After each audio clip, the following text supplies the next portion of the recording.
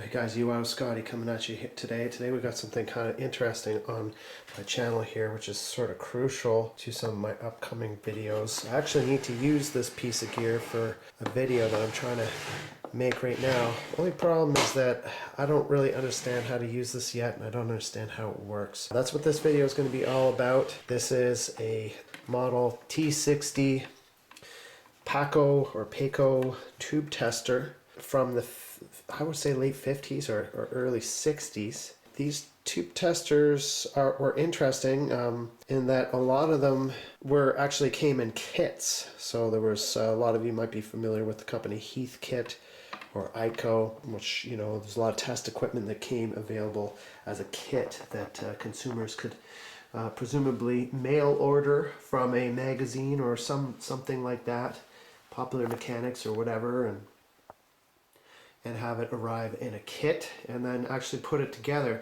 I'm not sure why that was sort of the norm back then. Didn't seem to be a lot of consumer grade test equipment that you could just buy off the shelf. Most things came in a kit like this. So, and actually even the case, you would have had to put this together and screw in all these little clasps and the, you know, really everything you would put together yourself. Even the handle, screwing the handle into the case, the little feet underneath. This case, I don't know, it's got some kind of strange paint on it. I don't know if that would have been part of the kit, some kind of textured paint from the 50s or 60s. Should probably put the Geiger counter on that, maybe. And you can see that the case is actually delaminating in places, but it's still in relatively good shape for its age. Let's have a look at the bottom. On the bottom, we do see a serial number, 2175. It's interesting, and then we see it's missing 2 feet. It's got 2 feet on the bottom corner here, and then it is missing 2 little feet on the top corner. Just sort of the only defect with the case. Well, there are others. It's delaminating in areas. I think I could probably just put some wood glue in there and clamp it back together, but yeah, just little stuff like that. But you can see it's made out of thin layers of plywood, and the corners are like a dovetail joint. So that's kind of interesting for sure.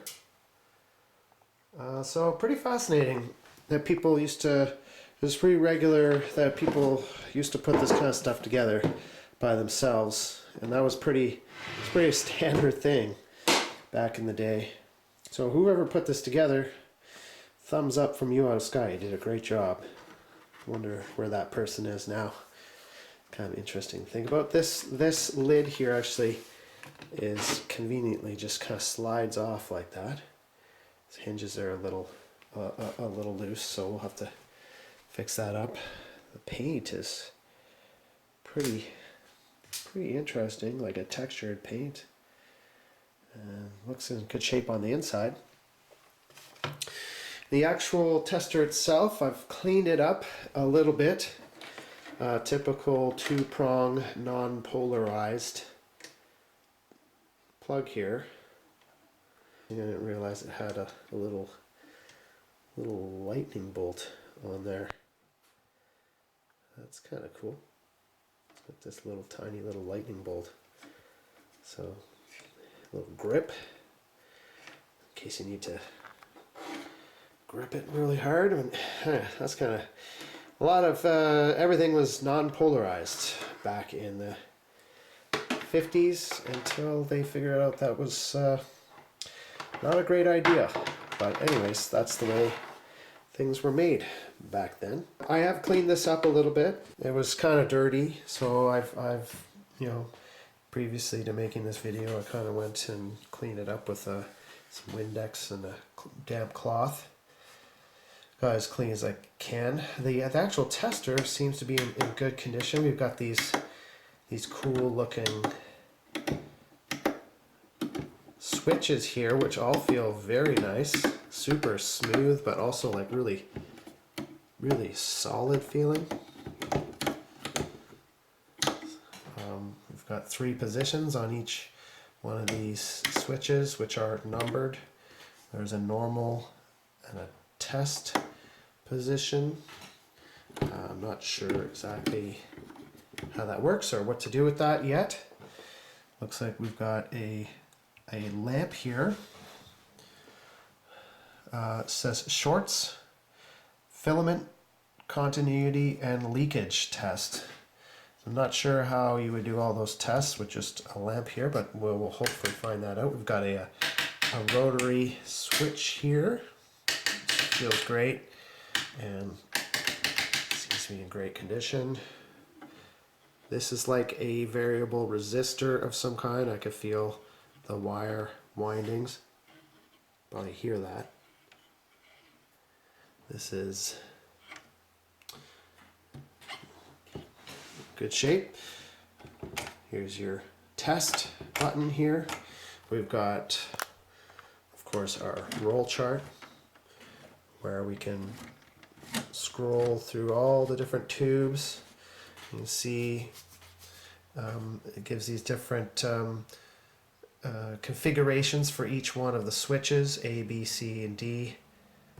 And then, so, you know, presumably if you had this tube here, A would be set to 2, B would be set to 5, and then C would be 3. So I'm not sure, like, see, that's where I get confused. I'm not sure what that means, but, and then D would be 23. Presumably this is some kind of yeah, anyways, so you get your roll chart there, and there's 2 lights that are burned out in here, which we'll see very shortly. That's also our various different sockets for different types of tubes. These only 2 types of tubes that I've really seen is these octal types, and then these ones, which I think are 9-pin. But yeah, I've actually seen a very small one like that too, but I haven't seen any with a base like that, or any that look like this. But nonetheless, they're available. Got this sort of plate connector here for the old style tubes, which presumably pulls out. I don't want to pull that too hard just now because it's not really. Oh, and then we've got our line voltage adjust here, and then of course the meter. Really nice big meter here. So yeah, Pace Electrical Instruments, Glendale. So anyways, that's the rundown. Let's try to undo some of these screws and get this out and have a look at it. I don't even really know why I'm going to take it apart. I'm assuming maybe I'll get a better understanding for actually how this thing is testing the tubes, but maybe not. Maybe it's just going to look like a bird's nest in there, and we'll find nothing out. But I highly doubt it. Let's get it open, see what we can find. If it's a little over our heads, we'll put it back together and just see if we can get right into testing some tubes. Oh, we have a manual though. Let's check out the manual. So like I said, it's just nice that I have this beautiful manual like this too, so that helps a lot. Now I've been through this manual, and most of this manual is dedicated to the assembly of the unit, and only a very small section talks about how to actually use it and how to test tubes, and I'm pretty much confused by that. But anyways, this first page just talks about all the features of the tube tester, which is handy, I suppose. Then just kind of goes through general kit instructions, unpacking, tools required for assembly and wiring, some soldering tips here. So it's quite amazing that somebody would have just put this together like in a kit. But I mean, a lot of stuff, a lot of test equipment was all like that. Over here we have some very nice drawings to help out with assembly. Some very nice handiwork here. Beautiful, beautiful drawings. This is as close to a schematic as we get as these drawings, and then the whole thing is just these instructions on how to wire this up.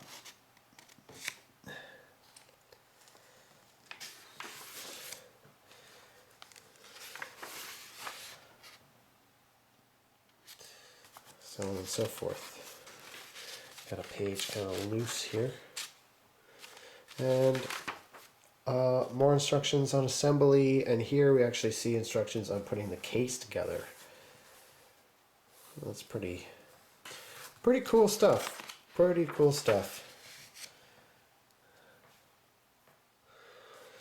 Carrying in case installation. Secure with the 8 number 4 3/8 wood screws. What to do in case of trouble, instrument description, and here really on page 26 is really where the operation of this is explained. A very short little blurb, which basically goes from here to here, and that's it. And I've read through this several times, and I gotta be honest with you, it's not super clear, and I can't figure out exactly what's going on. And then the rest of this is special tube test notes. So we got the, the eye electron tubes that some of you may be familiar with, which require some special configurations. And the rest of the manual talks about those procedures for specialty tubes. Special rectifier test types 70A7, 11.7, and 7, so on and so forth. Tube brand variations, and here it just talks about a special subscription service for new test data, so for new tube test data. So, you've got this chart here, and tubes are constantly changing and being upgraded at the time. So you could order little. Presumably new rollers as new tubes came out, and supplementary booklets. Here's talking about an adapter for a different specialty tube, because of course there's all kinds of tubes, different types of tubes. And at the end, got a spot for notes, some more schematic drawings. I guess is this a schematic? This is as close to a schematic as we get here. Actually, yeah, there we go. Schematic diagram. T60 tube checker. So in theory, looks pretty straightforward, but not really sure. We have to examine the schematic and get this open to see exactly what it's doing in each one of these tests. I mean, I could kind of, then we got a parts list, it's an index. And at the end here, this is interesting, we've got a little sheet, a supplementary sheet that has some corrections to the manual. Interesting. And then included as blown up versions of some of these drawings, which are absolutely beautiful. Should frame these. I think these are drawings that we've already seen, but just blown up. Very nice. Very nice. Love it. I actually just love those drawings. I wonder if somebody would have maybe drawn that originally by hand on a drafting table. Maybe. I'm not sure how things were like this were done in the 50s and 60s. Some beautiful drawings, and then there's one more blown up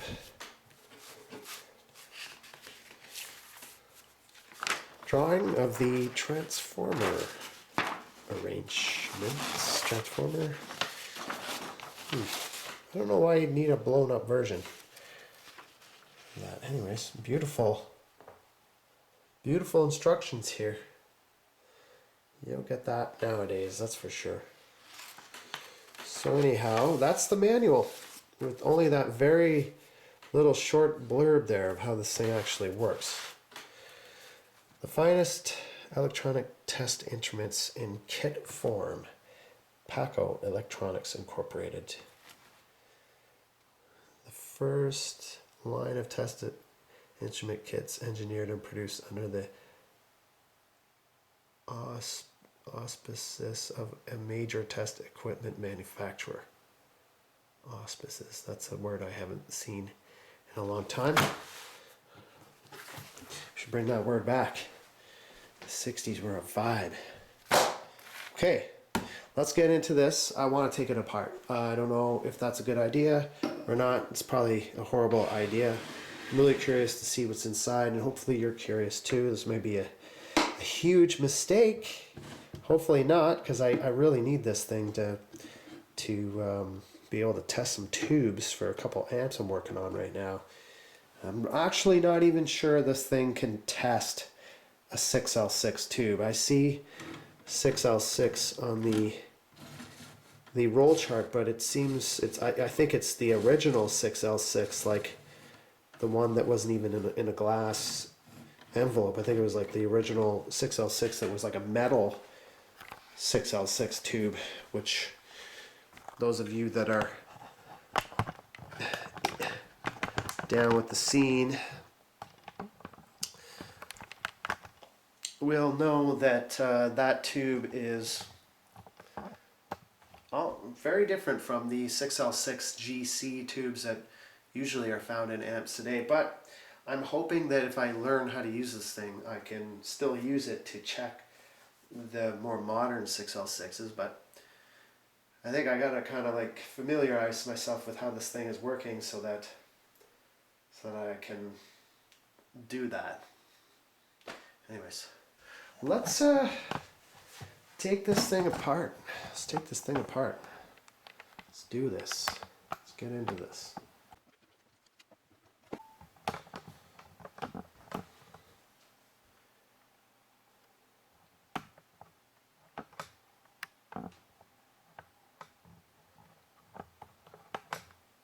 What is it? Did you hear something? Did you hear something outside? What's going on? What's going on?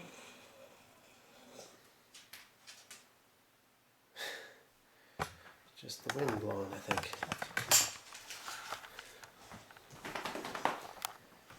You're waking from your slumber. You want to check it out? You want to investigate? I don't know if you want to go out there, Zoe. I really don't know if you want to go out there right now. Suit yourself.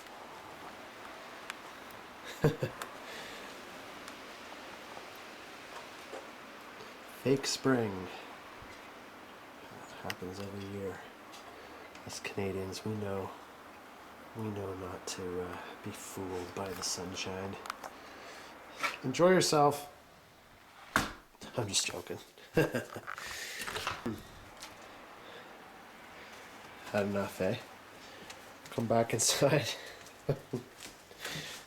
Okay. How about maybe we just get some treats? Maybe we could just get some treats, Daddy. I get a treat now.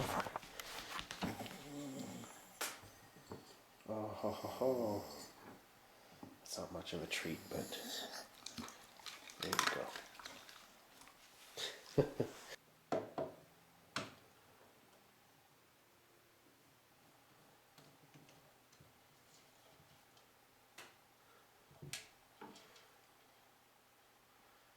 Tiny little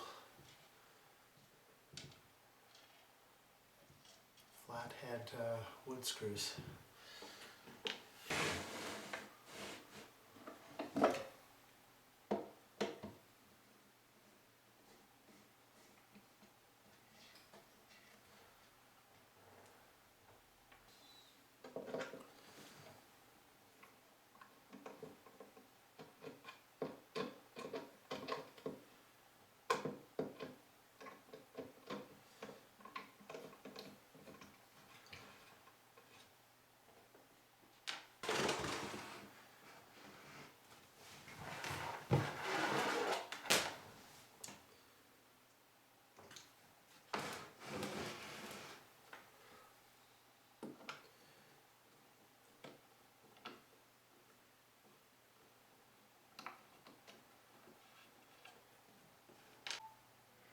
Some old 60s wood screws. Flathead, tiny. I'm missing 2 of them. We should see if we can find some screws to replace these, the ones that are missing. I got 2 up the top, which we know somebody's been in here before. Beautiful big meter. Nice. You're being a good help today. You're a good helper. Huh? Who's Daddy's helper? Real belly rub. Scratch my belly. Scratch my belly, and I'm gonna sleep all day and eat food and beg for treats. Doing a good job. Doing a good job, Zoe. Good job. Good job. Get your belly rubs. Get your belly rubs.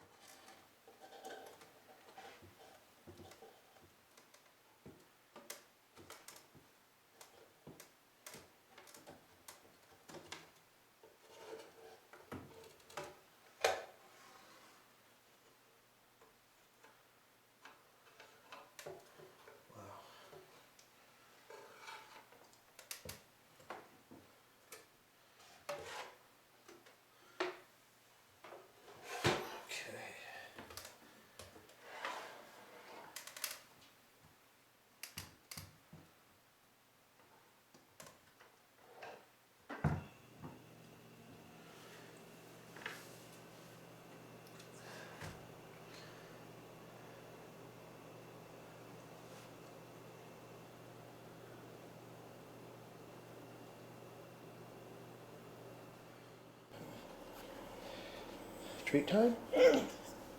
Treat time? Okay. Daddy's gonna get you a treat. There you go. Good girl.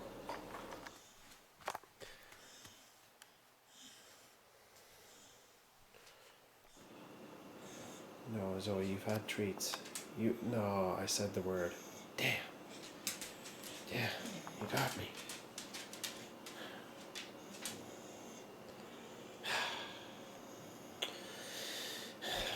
Okay, I'll give you a small one. You know what? I'll give you a chip. I'll be Tostito.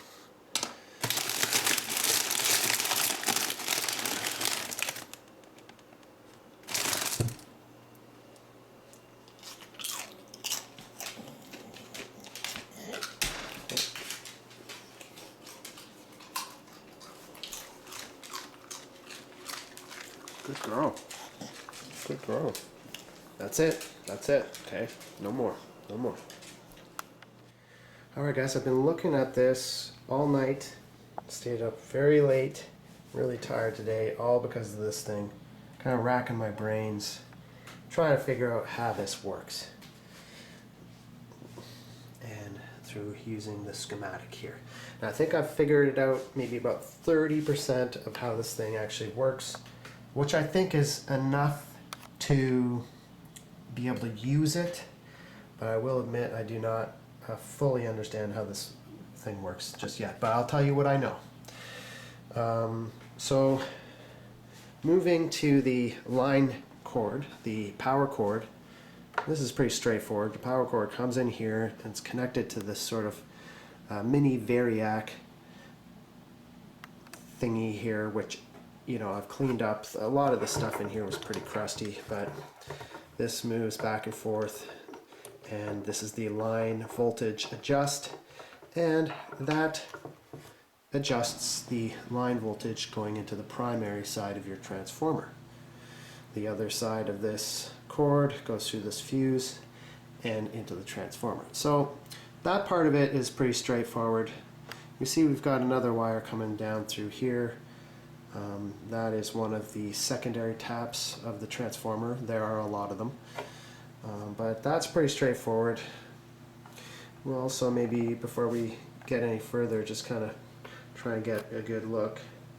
There's a rotary switch here, a rotary switch there. We'll talk about both those in a second. We've got our sockets here, all wired in parallel. We've determined that they are wired in parallel. That's something that's very important. I didn't really get that at first. We've got our test switch here,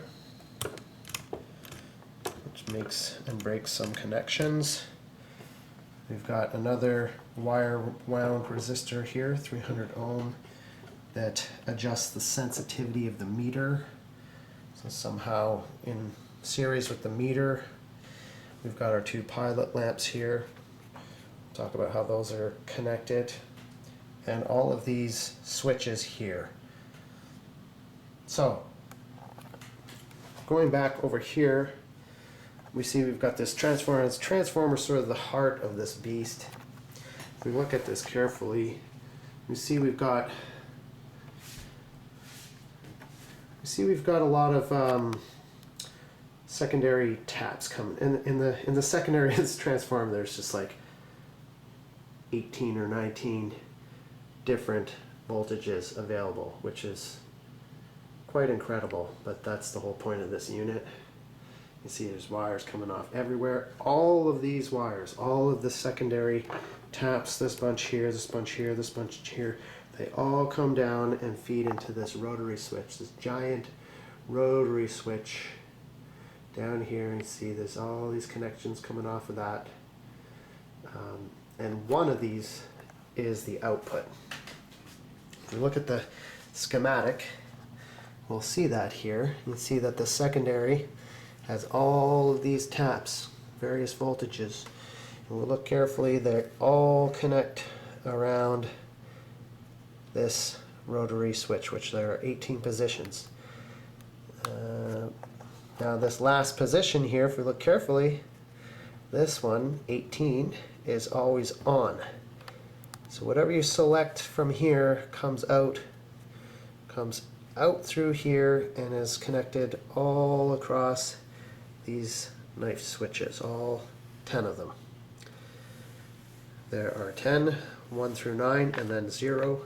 This is sort of an auxiliary switch here that is used to connect whatever you selected from the transformer to be applied to the grid or plate cap, which is this wire here that some tubes, you know, require that external connection. You can see it's connected to this last one here.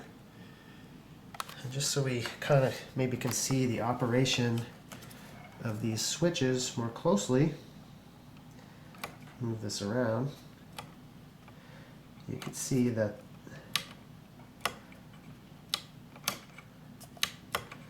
there's 3 positions. And whatever you select, either this, this, or this, is always being fed out through here. And that's the way all of these switches work. And they're all hooked in parallel. And they all work like that.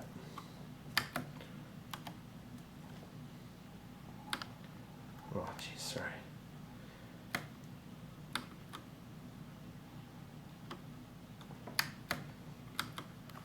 Okay, so we can see, if we look at this rotary switch down in here, see this yellow wire looking at right here, you can see that it has a special lug that is always connected to that rotary switch.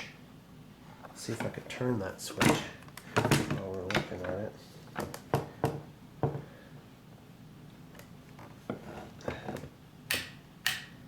See that yellow one is always connected. So your output comes through that yellow wire there, and is fed through here in parallel with all of these switches. That's one of your inputs.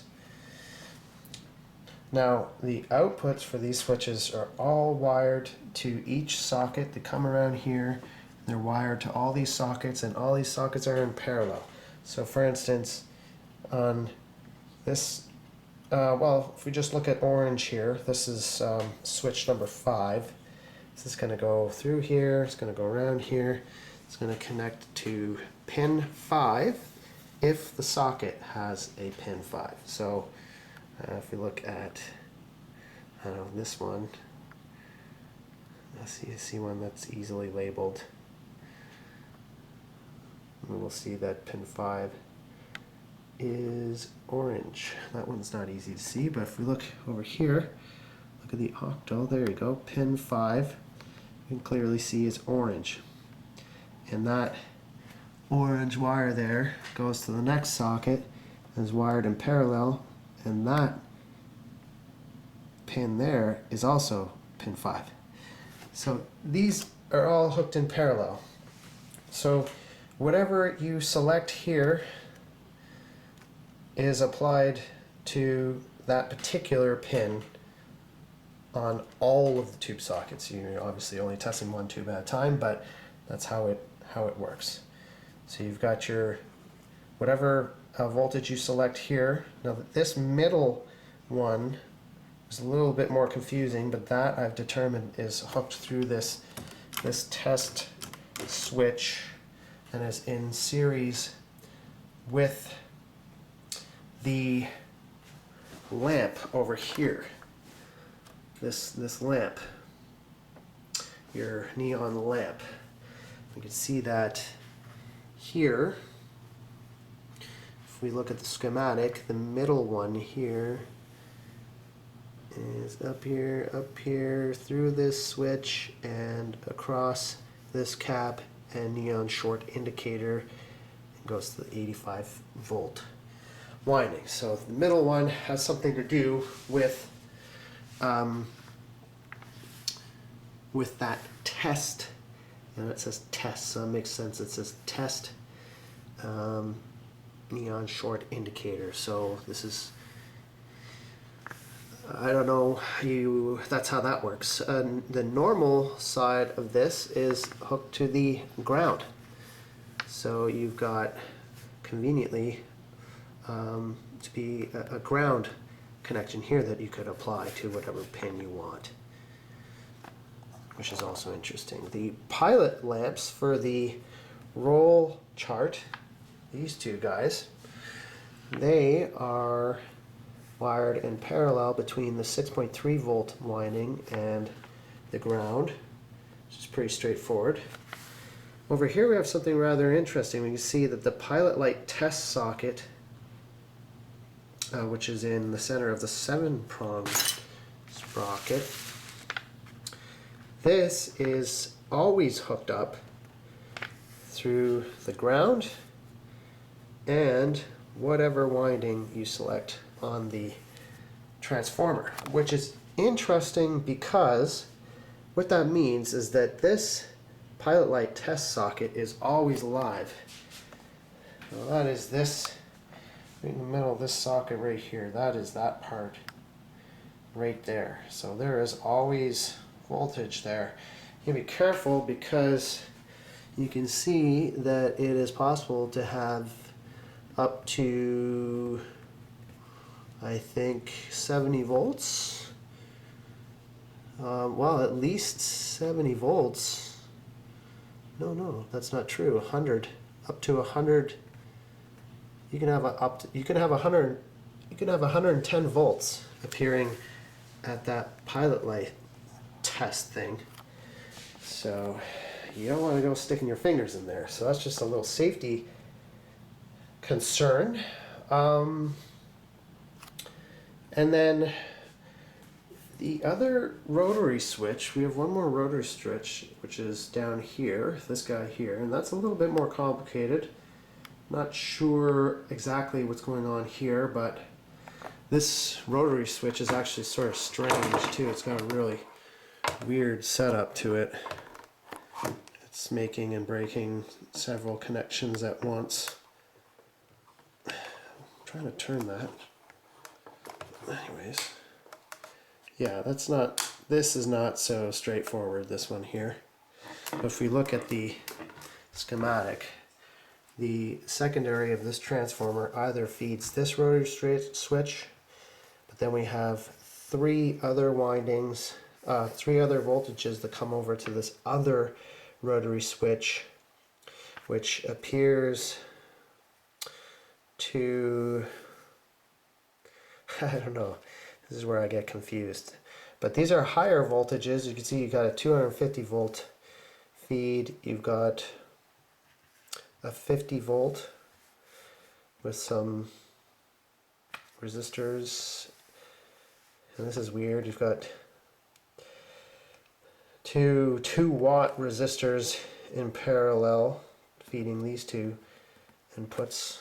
And this is strange over here, a 2000 ohm 7.5 watt resistor, which is that big green guy right there. And here's these other 2-watt resistors. Now I'm not really clear on how this whole thing is connected, but I'm sure what's happening is that once you push the switch, the meter is being put in series with something, I don't know. Yeah, so I'm not sure what the A switch does.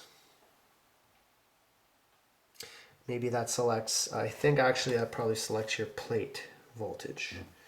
It probably connects down here somehow. I don't know, maybe in the middle. I'm really not sure. So anyways, so that's as far as I've got with figuring this thing out, which is well worth taking this thing apart. I really understand a lot more about it now.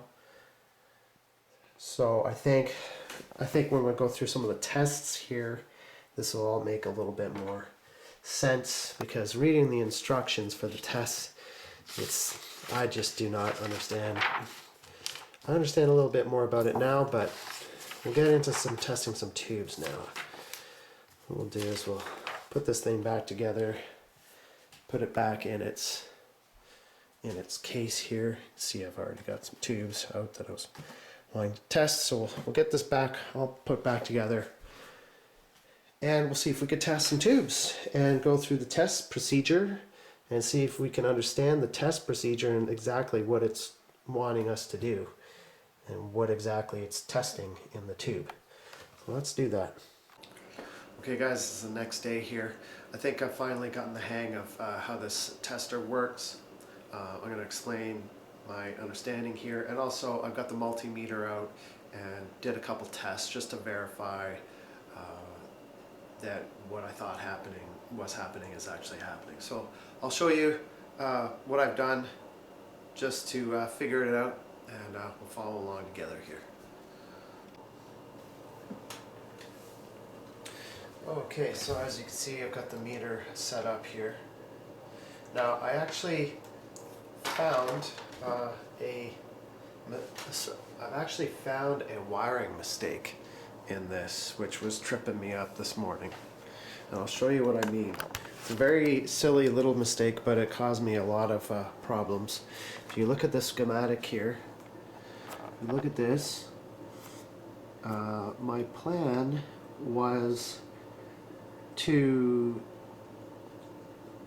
use the grid plate cap as as the ground. As you can see here, if you look at it, if you can look at it, I was just for testing purposes, I mean. So if you look at the schematic, the ground comes up here, all across here. It's connected to the shield, or the outer portion of this pilot light test socket, and then the inside of it is connected to the C, which is connected to the transformer selector. So the first thing I did was actually verify that by using this little socket here, was actually verify that this was hooked up properly and working the way it should. Maybe that's what we'll start off here. The little pilot light test socket is right here. Actually, I should probably keep my fingers away from that, as you'll see in a moment. And what we talked about there on the schematic is actually happening here. So actually a lot of voltage appears there. So we've got our transformer filament selector here, and just measuring the voltage on this.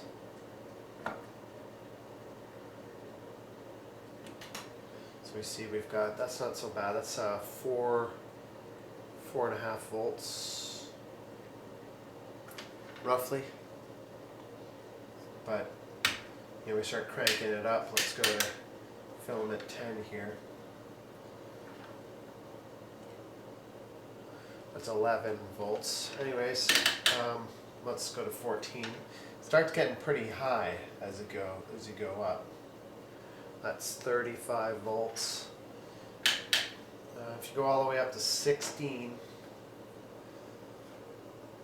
we now see we've got 74 volts there. 17 is 120 volts. 18 I think is just 0 volts. I don't know why that is, but 3.5 volts. So on position 17 here on this tube tester, you got 120 volts just in this little light socket, lamp socket here. So you want to stick your fingers in there or drop something in there, you'd have a nice little surprise. So this tester is not a super safe design. Probably wouldn't be approved in today's day and age, but that's the way it is, and I think that's probably a good reason why we're going through this, so that we understand exactly. That's sort of why I'm doing this. I want to understand exactly what's going on, so you know, run into problems like that. So anyways, that was something curious. If we go back to the schematic, here. Go back to the schematic, we'll see that lamp tester, we should be able to get the ground through here, and then we see this switch has these 3 positions, which corresponds to these 3 positions: C, test, and normal. When it's on the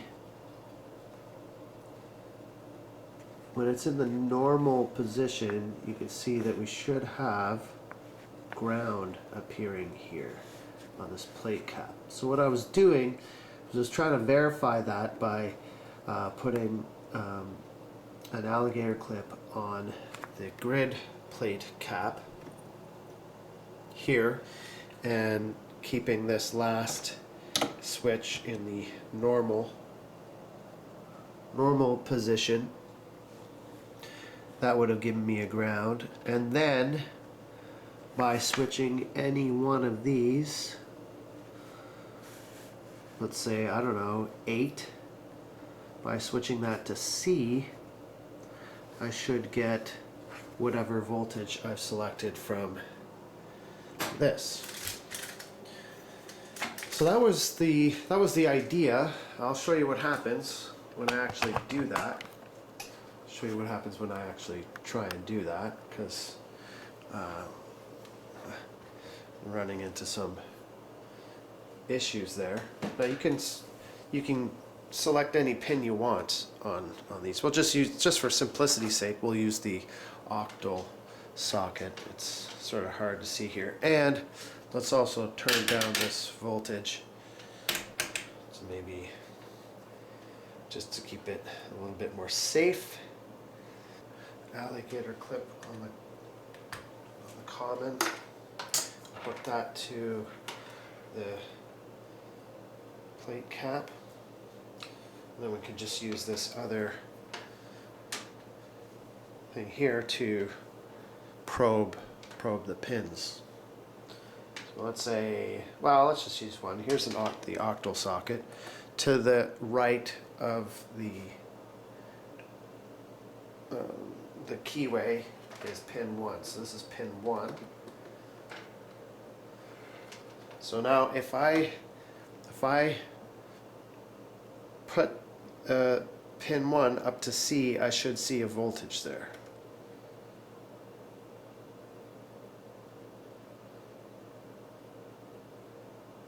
Which I do. That's working exactly how it should. So I think no, my problem was this. My problem was this. Okay, that's the way it's supposed to work. My problem is that before I did that, I was checking the voltage between that pin and not realizing that I could use this end cap for ground. I was using the, oh man, this is difficult. I'll just put this here, right in the middle. Yeah, I was using the actual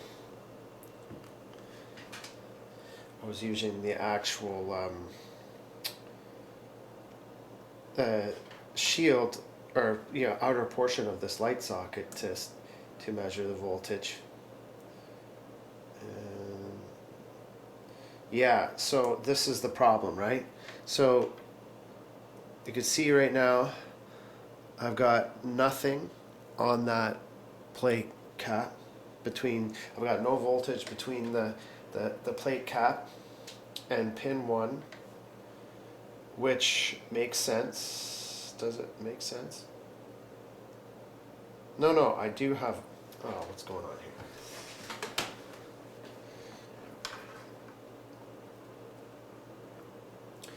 Yeah. So right now I've got 7 volts. Let's turn this up a little bit. Right now I've got 7 volts between the outer part of this light socket and pin 1. I shouldn't have 8 volts though, because both of these are in the normal position. Because pin 1's in the normal position. I shouldn't have 8 volts, but when I go to 1, it goes down to 0 volts. And that was confusing me. It shouldn't be like that. And if I measure it between here, it's the opposite. I've got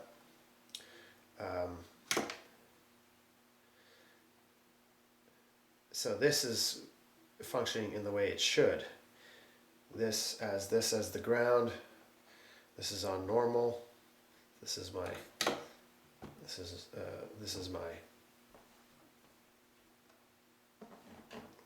ground shield.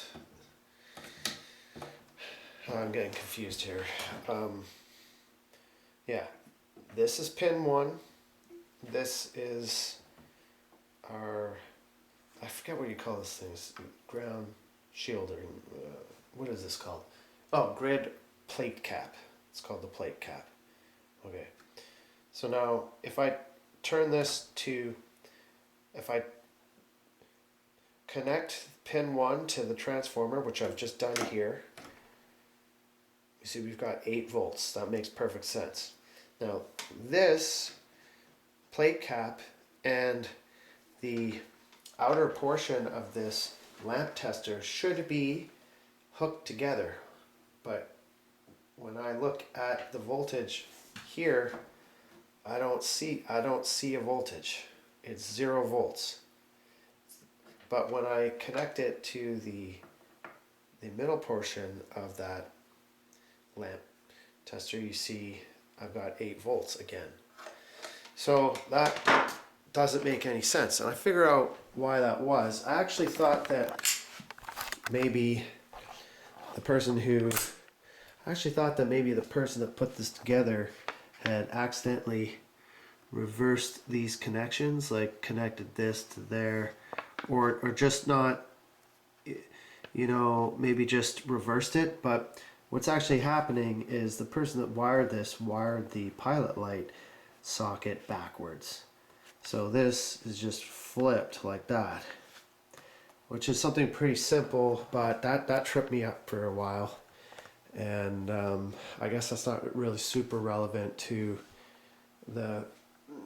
how this tester is working, but I'm just that's something that I caught, and that's something that's wrong. It is actually wired up wrong.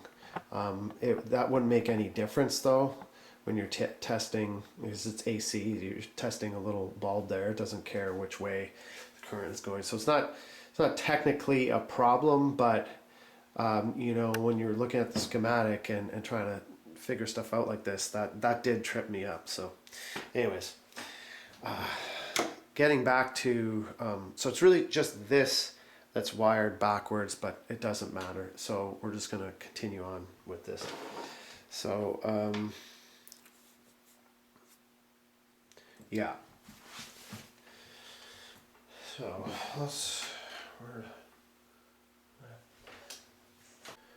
alright, so that was kind of confusing, but and I don't even really know if I should have included that in the video, but I wanted to include it because, I don't know, just something that I found. But,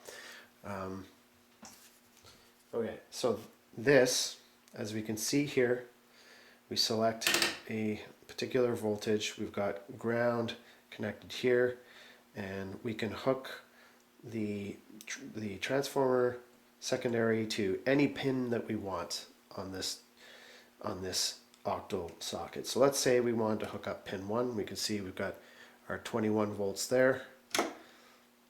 Let's say we want to hook up pin 7. This is pin 7 here.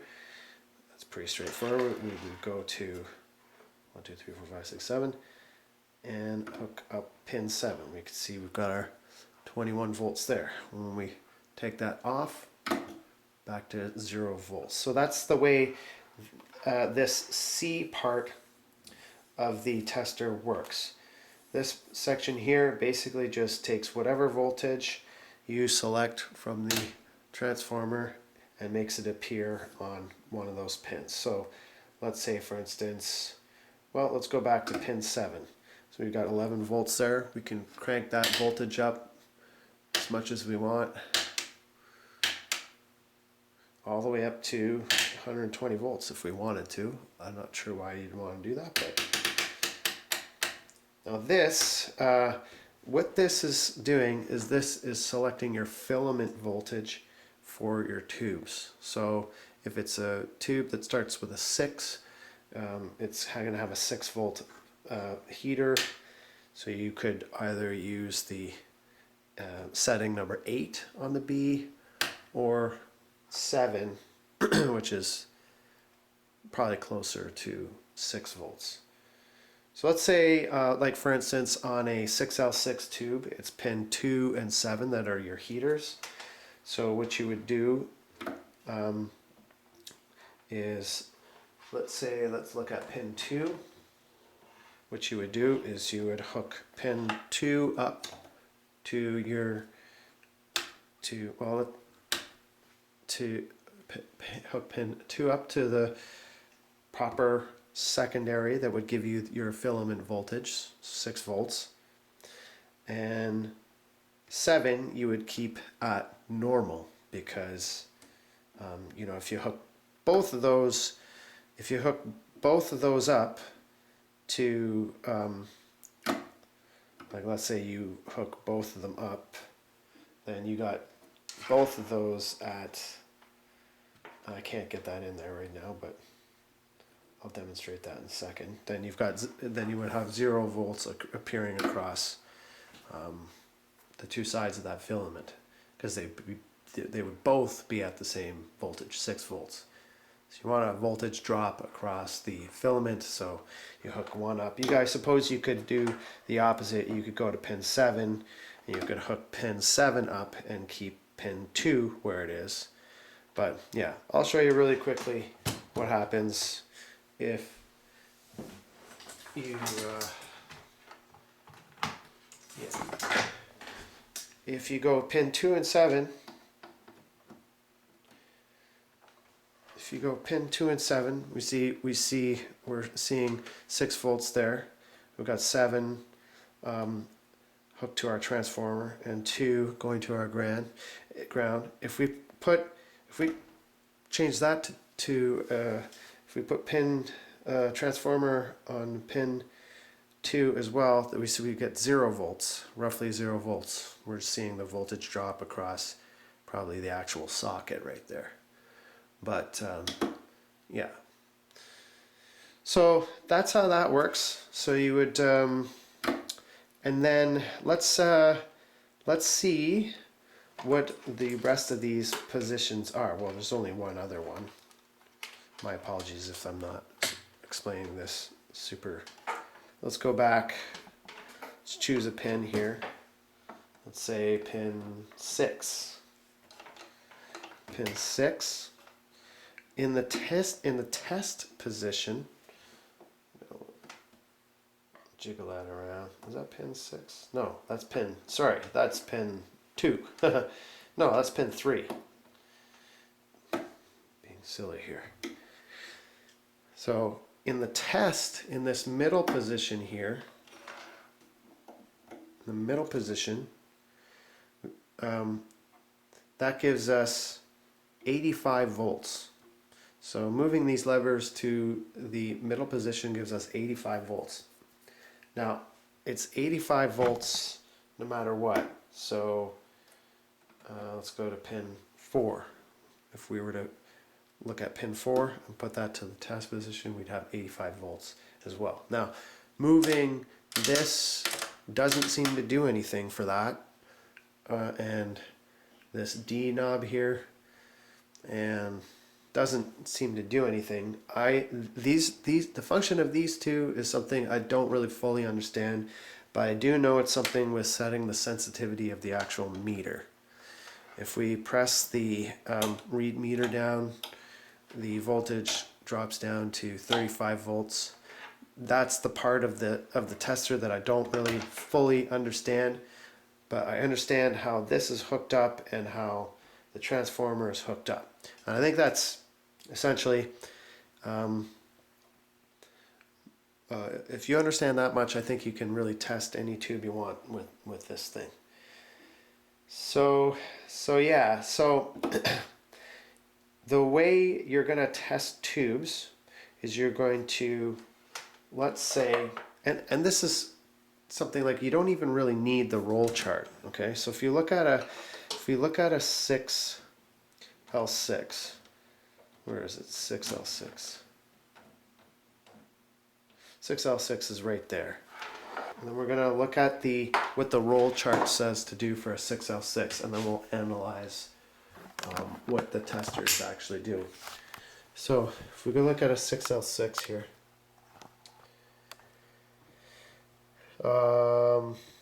first of all,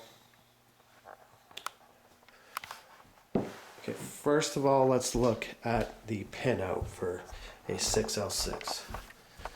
What this tester is essentially doing is it's applying a voltage across the filament, heating up the tube, and then what it's doing is it's connecting your cathode to the filament as well. So putting that to the same potential as the actual voltage across the filament. And then what it's doing is it's connecting all your grids and your plate. It's connecting them all together in parallel and putting those all at 85 volts. So I mean, I guess the potential difference between your cathode and your plate would be, you know, whatever your filament voltage is minus the plate voltage. So in that case it would be roughly, I don't know, 80 volts or something like that, 79 volts. But yeah, so it's connecting all those it's connecting them all together, and basically just measuring the emission between the current flow between the cathode and the plate, and that's all it's doing. It's not doing anything else. Now, with that particular setup, you can also check for shorts between the cathode and the various elements in the tube, and I guess grid leakage too, a little bit. You can sort of look at the meter, and that's what it says in the manual. You can sort of flick the knobs on the grids, and if you see a drop in current on the meter, then I guess that means you've got some grid leakage. And I don't pretend to be an expert on that. I don't fully understand that correctly. But anyway, so back to this.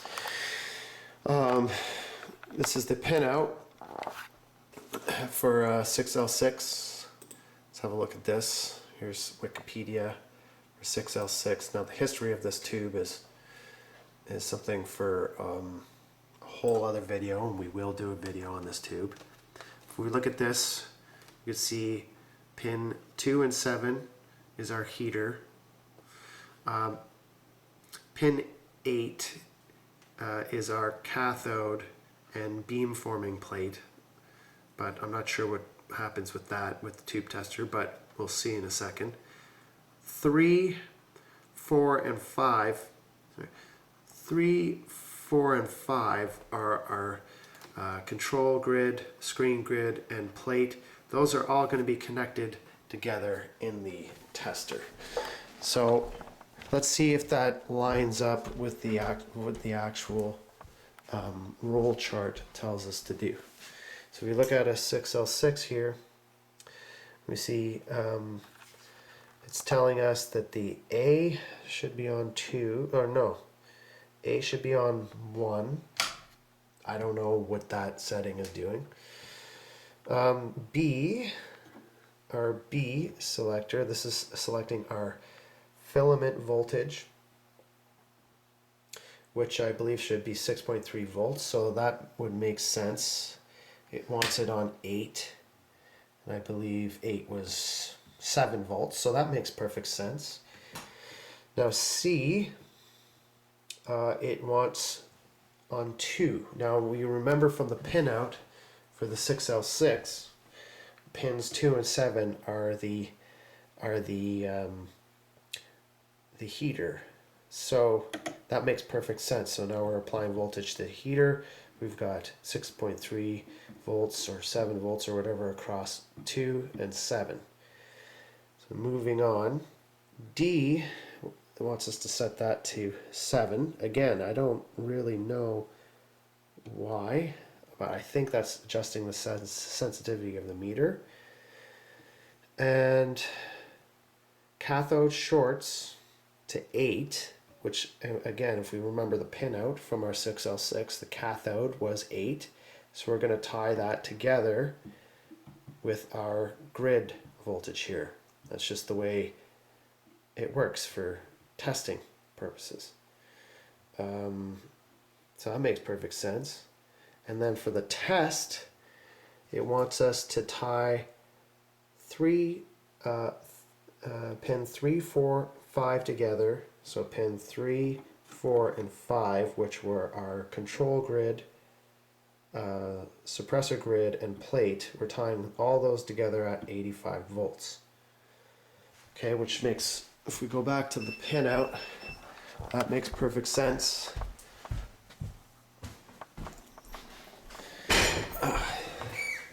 Right, so pins 3, I got the order of them wrong, but pin 3 is actually the plate, 4 is your screen grid, 5 is your control grid. So, and then 8, I don't think we worry too much about the beam forming plate. That's just the same potential as, although you should probably check, it would make sense to check for shorts between these elements too. But anyways, we could actually do that if we want. If you understand how the meter, how the tester is working and what it's trying to do, then you can make up your own tests, which is, I think, you know, that's exactly where I want to be with this thing. One other thing that, so anyways, I got distracted there for a second, but yeah, so if we look, this makes perfect sense now. We have between 2 and 7, we have our heater filament, makes perfect sense. Our cathode is connected to the same potential as our heater, and then our 3 other elements, plate, screen grid, and control grid, all connected to this 85 volt test. So now let's take a 6L6, the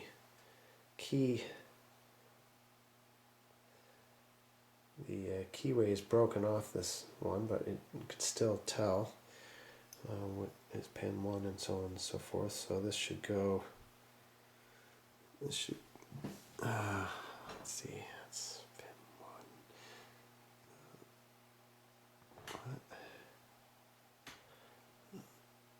That's pin,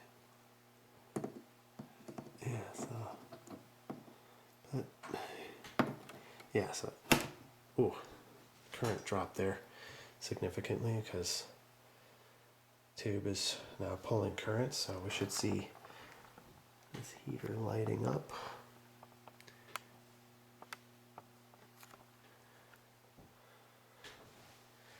We put that tube in, we should give that a few minutes to seconds to warm up here. We'll see if we see the heater. I don't see the heater.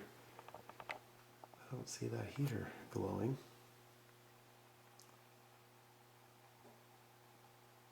Something wrong here. Give me a sec.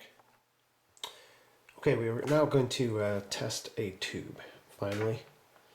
And the tube I've selected to test out of this bag is a 6G6 made in Canada. It's kind of cool. So what I'll demonstrate here is that you don't actually have to follow, well, I would highly suggest following the chart, but also if you understand what's going on here, you can actually kind of make up your own test and do, I don't want to say do your own thing, but it's more clear. I mean, you could follow the chart and just set the settings to where it tells you to set them, but it's also kind of helpful to know the pinout and why it's telling you to set the switches where it is. So if we look at the pinout of the 6J6, see that it's a dual tube, and our heater appears to be on pin 3 and 4. It's kind of hard to see here, but this little triangle down here, that's the heater, that's on pin 3 and 4. So we want to put 6 volts on pin 3 and 4. So I already know that 6 volts is going to be setting 8 on the transformer here. Not sure where this should go, but if we look at the 6J6, it tells us A should be on 2. Again, I'm not really sure what that does, but so we've got 6 volts selected here, and if we look at it again, it is pins 3 and 4, so we want to put 6 volts across the heater. So if we put this switch up to this C, then we have that voltage across the heater, so that's good. If we look at our pinout again, if we want to test this side of the tube here, we can see that the, well, first of all, the cathode is on pin 7. So we're going to put that switch to there. And then if we look carefully, we want to test that side of the tube here. We have the control grid on pin 5 and the plate on pin 4. So we want to put those at both the same potential. So if we kind of go and check on the roll chart here, kind of make sense of what we just did there. Indeed, we can see, okay, A to 2. We don't really know what that switch does yet, but B is selecting your filament voltage, which we did. We verified that's 6.3 volts. C is your heater, and it wants you to put that to 3, which we already did. D is again some kind of sensitivity setting for the meter, which we did. Put that to 24. Cathode shorts, so there's your cathode. We've put that to 7. We've verified from the pinout that the cathode is indeed 7. So we've got these at the same 2 potential, and then our test is 2 and 5, 25 or 2 and 5. So that is, oh, we had 4 and 5. 1 second. Oh, I read that wrong. Yeah, the plate is 2, and it's kind of hard to read, and the control grid is 5. So yeah, so that should have been 2 and 5.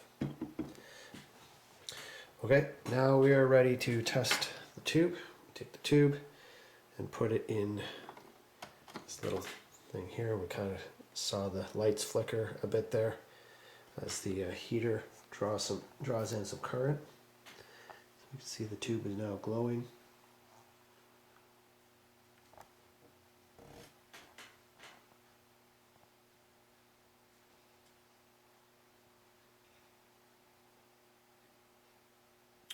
And we'll wait for that to heat up. Maybe a couple seconds here. At this point we can adjust our line voltage, and we are ready to do the shorts test. So what we're going to do here is we're going to take our plate and our control grid, and we're going to connect that to the ground, and we're going to look at this. While we're doing this, we're going to look at this shorts here and check if that's illuminating, which it is not, so that's good. And then we're not going to do that with the filament, but we'll do that over here with the cathode. You see that it's momentarily blinking. That's okay, as long as it's not illuminated. If it's illuminated, that means you've got a short in the cathode. Cathode is shorted somewhere, and that's a bad thing. So now we've verified that we've got no shorts and everything's set up here. Now we can actually do the test. We're going to press to read the meter. We'll press this down. Hopefully we get a good reading. You see it's not terribly strong, but that tube is good, reads good. So that is a good tube. And we can take the tube out and go on to the next tube. Now one thing I will mention here that we kind of discovered is when the tube is in, you want to be careful with the filament switch here. Don't switch this down while the tube is in there, because this is 85 volts here, and that 85 volts will appear across the filament, possibly burn it out. That would be bad. And yeah, so all right guys, that sums up that video. I'm kind of had my kind of like spent a good 3 days trying to figure all that stuff out, so I think I'm gonna call it quits there. One thing I will mention is that I did try and test a 6L6 tube, and it drew a lot of current initially, and then it would not heat up the heater after that. I'm not sure if I blew one of my good tubes doing that, but right now, and then I did try and test a larger EL34, and I gotta say, I do not really trust that tester right now. I think there's some components in there that aren't quite working. properly, and I should probably replace those, and that'll be for a future video. Or I may sell that tester and just buy a completely new tester. I'm not sure, but I think we should probably go through that and fix it up. But the whole purpose of this video was just to kind of crash course and figure out how things are working, which I think we've done. So that's good. I hope you enjoyed the video. Hope you maybe learned something. I know there's a lot of people out there that know a lot more than I do with this stuff. So if you have anything to add, anything helpful or constructive to add, please put that down in the comments. I always love to hear your comments, and a lot of times they help out a lot. So yeah, that's it for me today, guys. I hope you enjoyed that video, and I'll be uploading a new video in the next couple days. So we'll see you soon, guys. Bye for now.